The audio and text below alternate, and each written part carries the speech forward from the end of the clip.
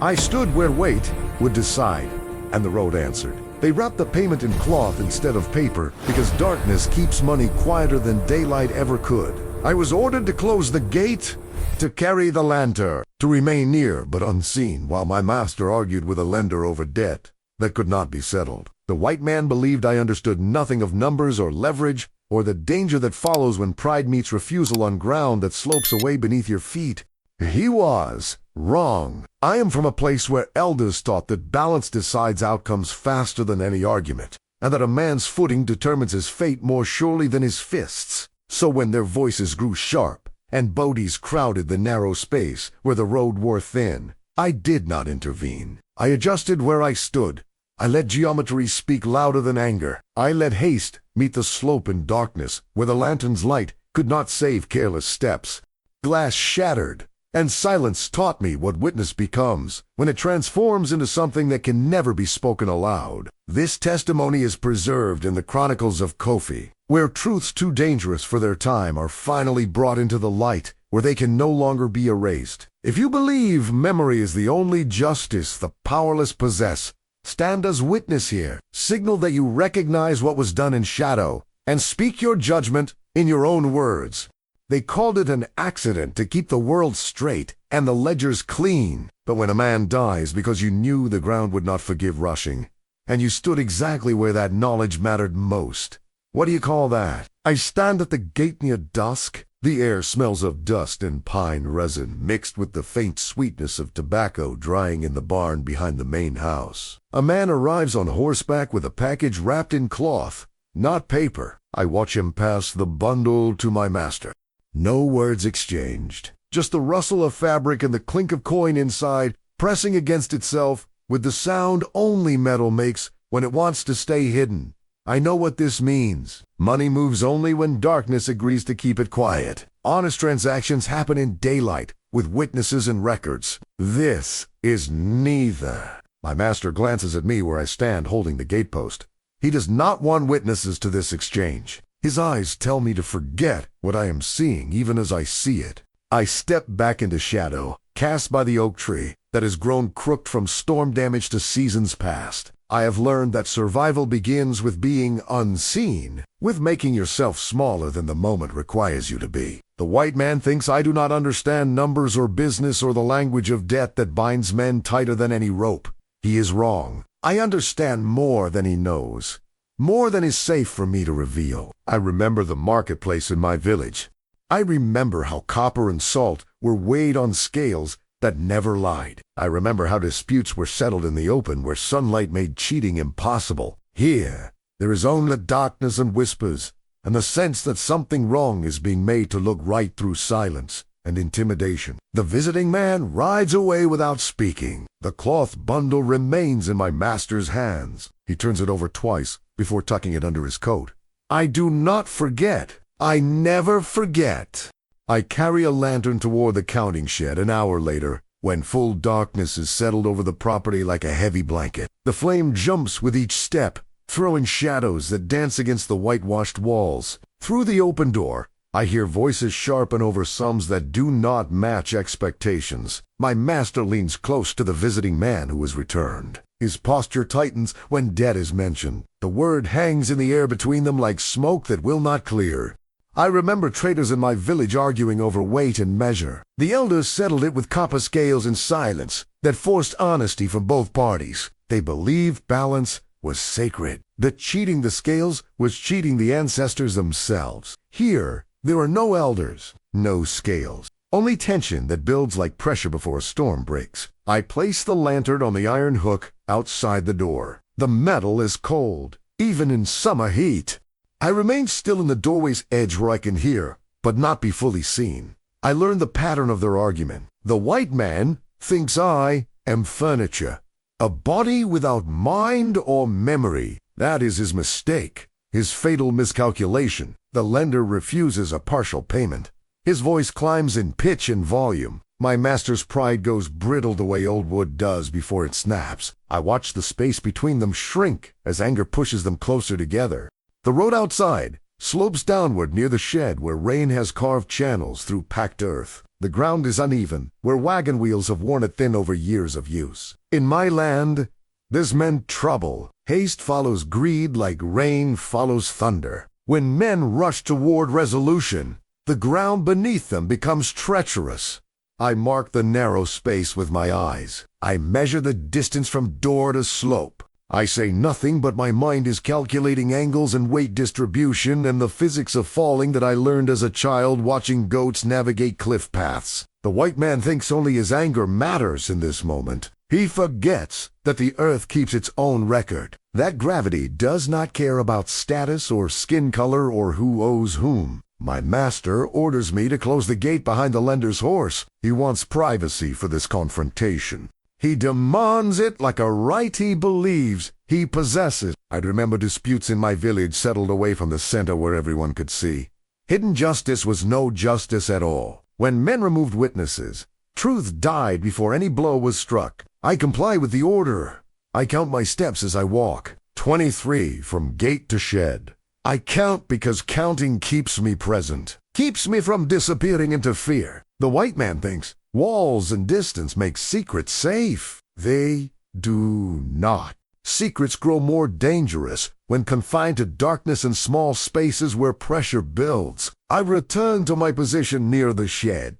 The argument has grown louder in my brief absence. Words I can hear clearly now. Numbers, dates, promises broken, threats made. The argument grows louder with each exchange. The lantern shakes on its hook as someone's shoulder brushes against the doorframe. I observe fear hide behind authority in my master's voice. My master raises his voice to match the lender's volume. The lender steps back from the aggression. The slope is 2 feet behind him, maybe less. I do not need memory now, only calculation. Only the clear-eyed assessment of angles and momentum. I place myself where shadows fall longest, against the shed wall. I become part of the darkness they trust to keep their business hidden. I am the witness they have forgotten to fear. The white man thinks I am loyal because I am obedient. He does not understand that I am obedient because I am calculating survival in increments too small for him to notice. The lender demands a witness to whatever agreement they are trying to reach. He wants my master to call someone trustworthy to observe and verify. My master refuses outright. I remember balance deciding outcomes when words fail. The elders taught me that weight settles disputes faster than speech ever could. That a man's footing determines his fate more surely than his arguments. I watch the ground more than the men now. The worn edge of the road catches lamplight and gleams dully. It looks soft, but it is not. It is packed hard as stone beneath a thin layer of loose soil. The white man thinks only his words matter in this negotiation. He forgets that the earth keeps its own record written in erosion and slope and the patience of water wearing away what seems permanent. I exchange a look with the gatekeeper across the yard where he stands, pretending to check the fence line. Old Thomas has been here longer than anyone still living. Longer than my master. His eyes hold understanding that needs no words. We say nothing aloud. We do not need to. Our eyes speak the language of the enslaved, who must communicate in glances and silence. In my land, this meant chosen kinship formed under a risk. We are bound by what we witnessed and what we protect, and what we know we can never speak aloud without inviting death. The white man thinks we are separate individuals without connection or communication. We are not. We are a network of witnesses who remember everything because forgetting is a luxury we cannot afford.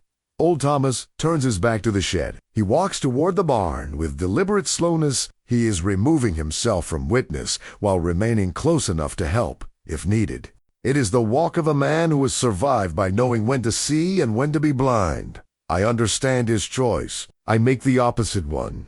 Night thickens around the shed like water rising. The voices inside grow sharp as broken glass cutting through the humid air. I pause before continuing this memory, before moving deeper into the night. That will change everything. I acknowledge the danger of standing too close to money and the men who fight over it with the desperation of drowning. The road becomes the transition between what was and what will be. It waits like a patient animal that knows its moment will come.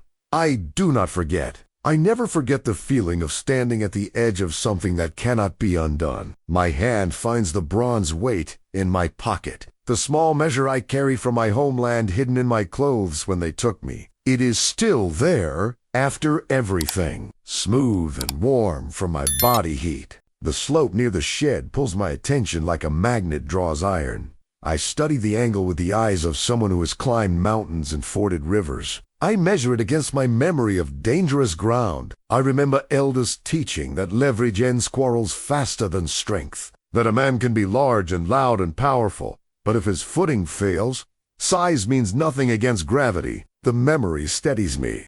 It clarifies what I am seeing and what might happen if the argument continues on its current path.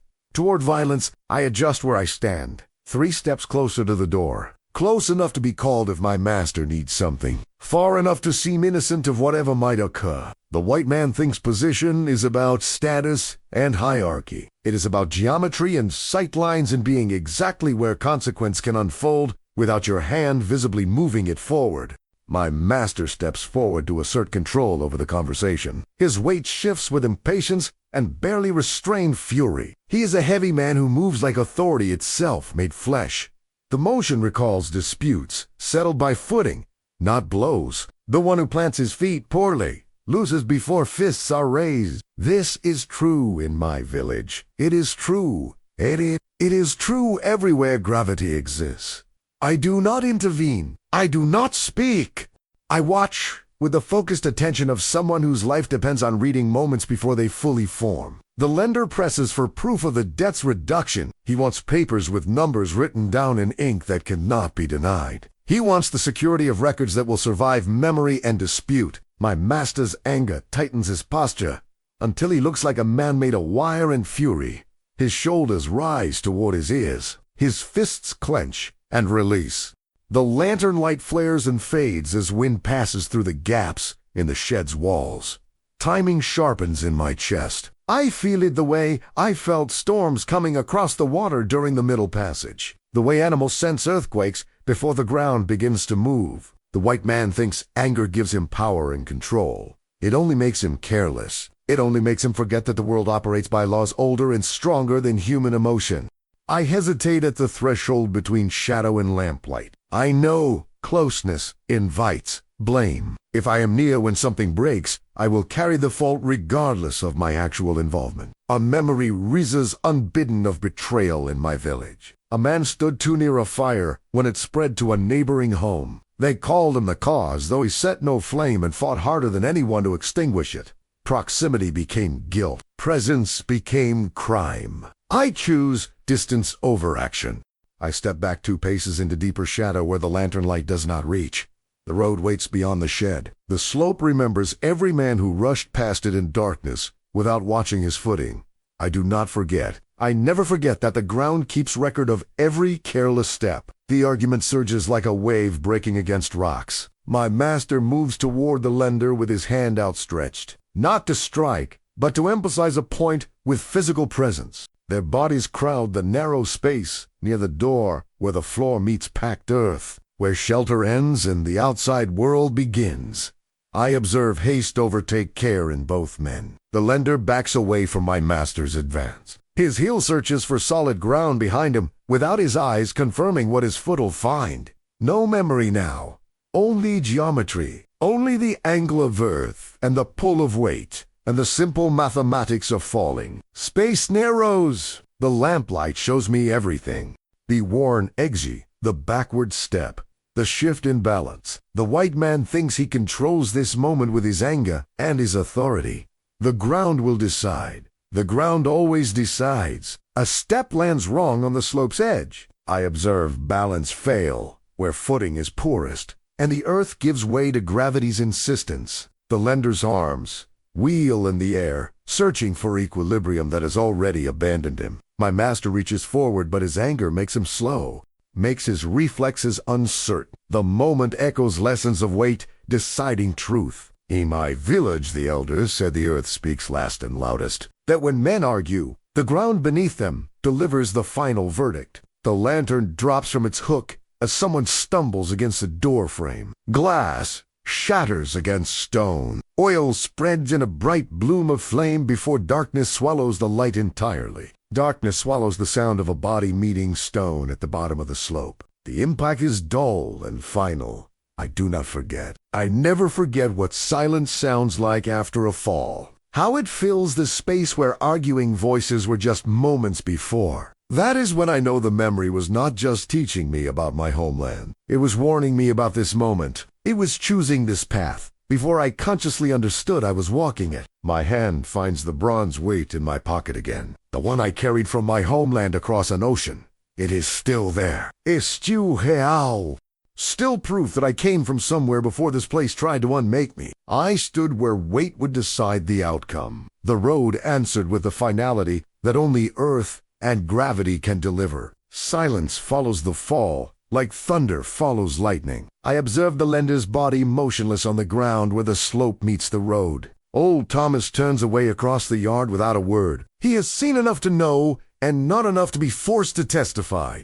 The plan had no name because there was no plan, only placement. Only the knowledge that men rush when money is involved and the ground does not forgive rushing. Only the calculation that came from watching and remembering and standing exactly where consequence could unfold. The night absorbs everything into itself. The broken glass, grinding under boot heels, the stillness of the body that breathed moments ago. The truth of what happened and what was allowed to happen. I do not move from my position in shadow. I wait for my master to speak first, to name what has occurred, to shape the narrative that will determine whether I survive this night. The white man thinks silence is emptiness, waiting to be filled. It is not. It is decision taking shape. It is the moment when witnesses become accomplices or corpses depending on what they choose to remember aloud. Voices return after an eternity that might be 30 seconds. Measured and careful now, stripped of the anger that filled them before. My master kneels near the lender's body where it lies twisted at an angle nature never intended. He touches the man's neck, searching for a pulse that has already stopped. He pulls his hand back slowly, as if the cooling skin has burned him. I observe the word accident form in the air before anyone asks a question, before inquiry can begin. The narrative is being constructed in real time from the materials of darkness and witness and fear. The memory of what actually happened withdraws into the place where I keep all memories that are dangerous to recall aloud, locked behind silence, protected by forgetting. That is not forgetting, but strategic storage. Morning approaches with the gradual lightening. That means time has not stopped despite how this night feels suspended. The sky lightens at the eastern edges where dawn always begins. I do not forget. I never forget the moment when witness becomes accomplice.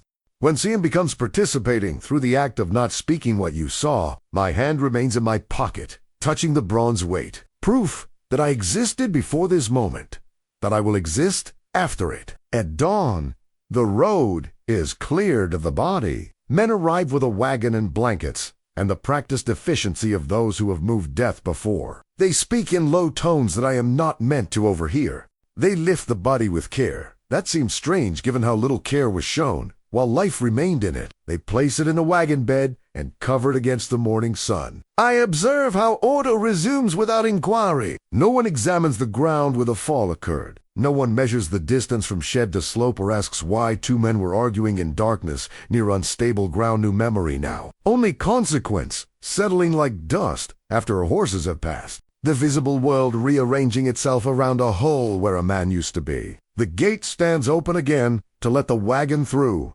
Routine pretends nothing has changed. Work continues because work must always continue. The white man thinks death can be managed like livestock or crops, buried and forgotten according to schedules and seasons. He does not understand that death leaves marks invisible to eyes that refuse to see.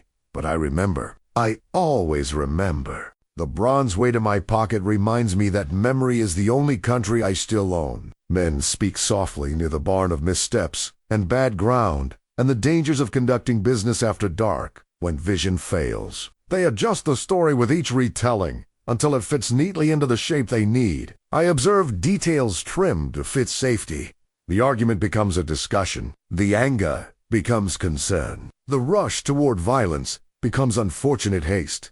The truth is carried away with the shattered lantern glass that has already been swept and disposed of. My master avoids my eyes when we pass each other in the yard.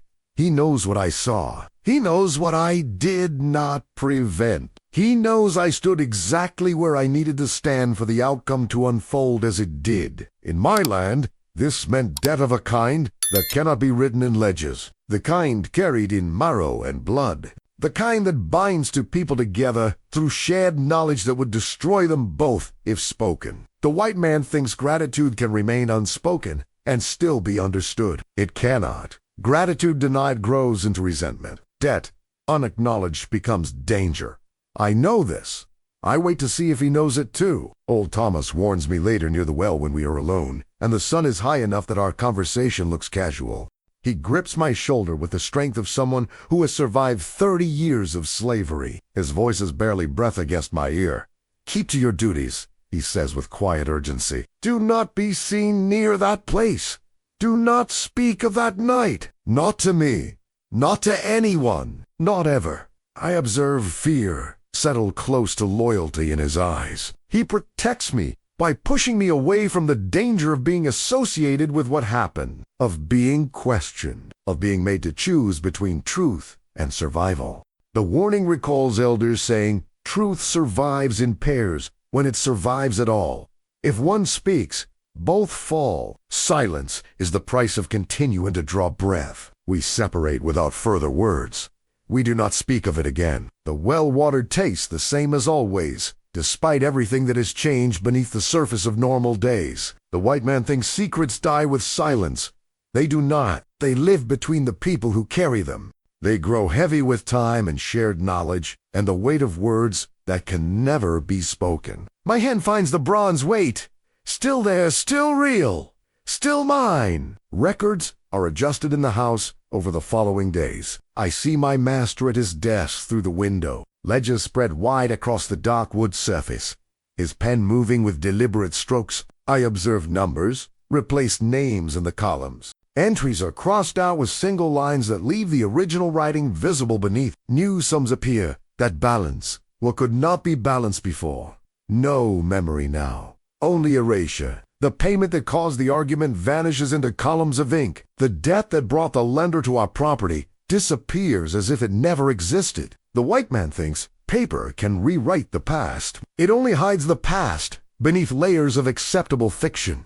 The truth remains underneath, waiting for someone brave or foolish enough to look. But I remember. I do not forget the weight of coin wrapped in cloth, or the sound of glass breaking in darkness, or the silence after a body stops falling. The bronze weight grows warm in my pocket from my body heat. Proof that I carry my own record keeping. Work continues because work always continues, regardless of what men do to each other under cover of night.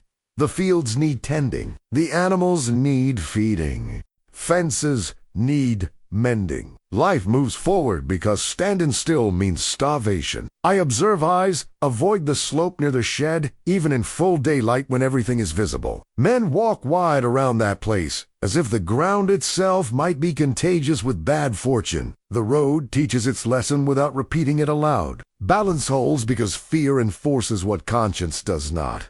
The worn edge remains. The slope waits for the next man who rushes without watching his feet.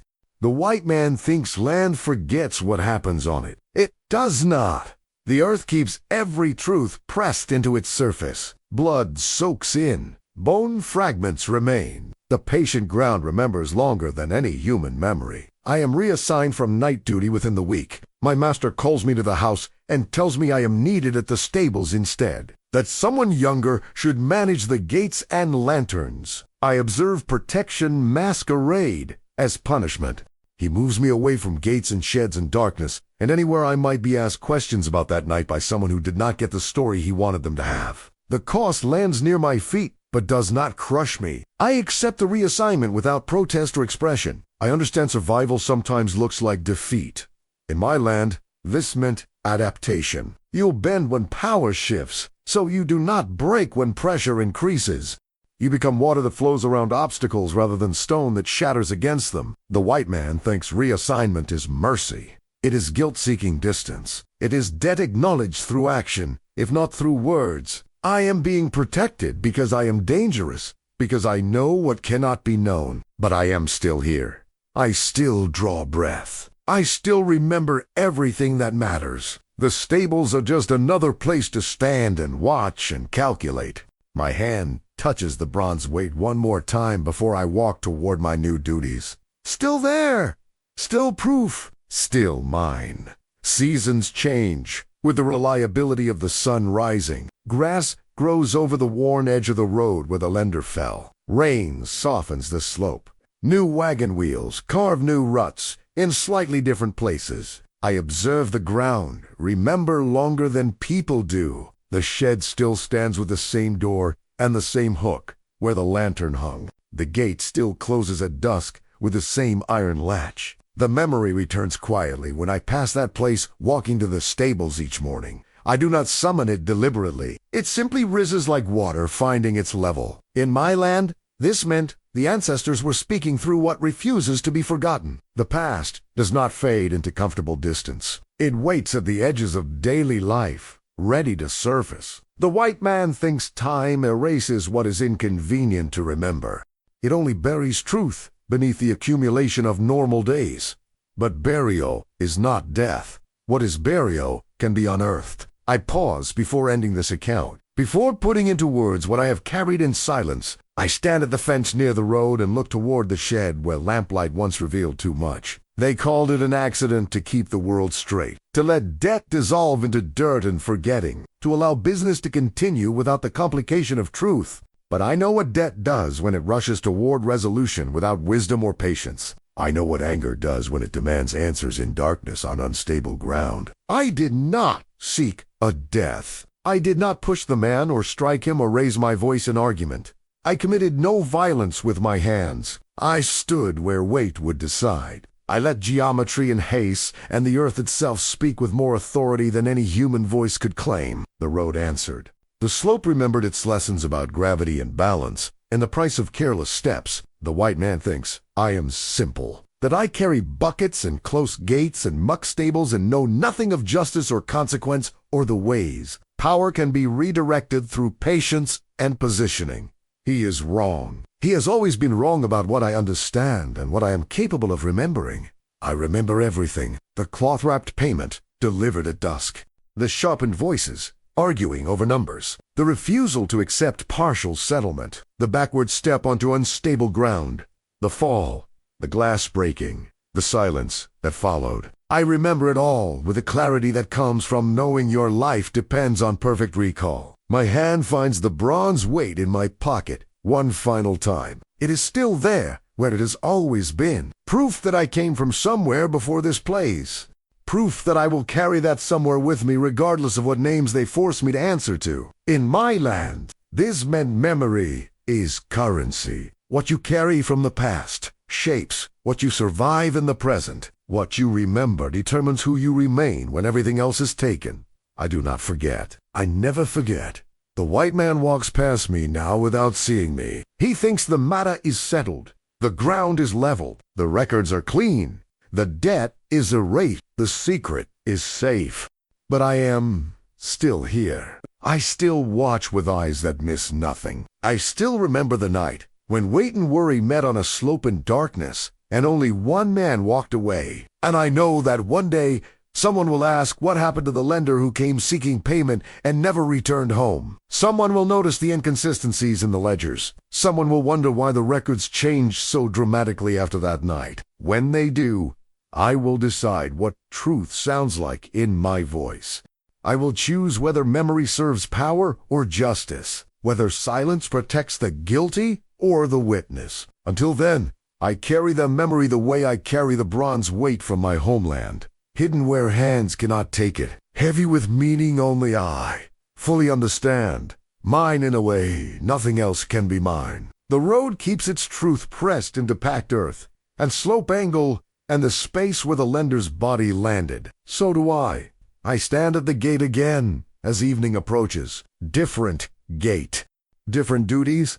Same vigilance. Same memory. Working beneath the surface of normal days. The white man thinks the past is past. That pages can be turned. That chapters can be closed. But I am the past that refuses to stay buried. I am the chapter that keeps itself open. I am the record that ink and fire cannot destroy.